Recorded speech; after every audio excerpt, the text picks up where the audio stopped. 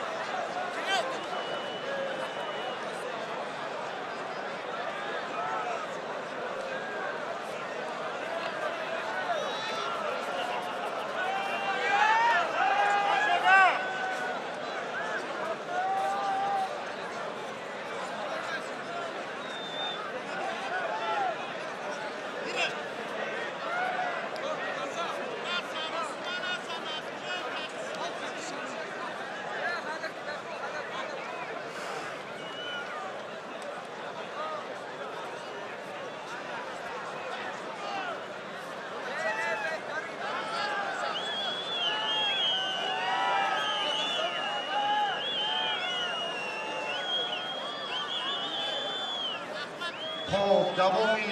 میدانداری بچه ها را نظارت کنید یک بار دیگر شریف جان و دوری بعدی را در مرحله نمونه های نیروسنجیش با کسی دایر میگردد که حالا وقتی مشخص را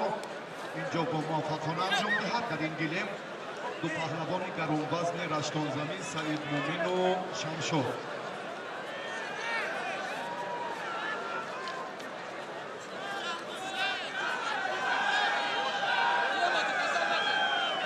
وزنی 90 کیلوگرم برای مرحله نیمه نهایی تیاری بینید معلوم است بچه ها میدونه نه؟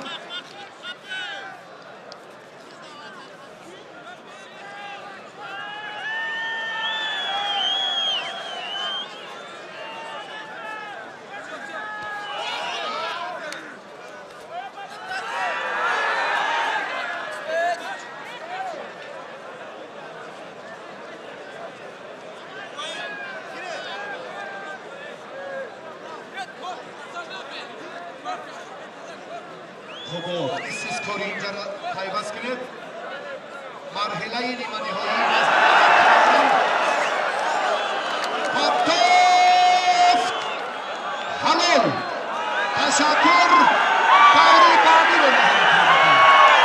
اکنون سعید مومین و شمشاد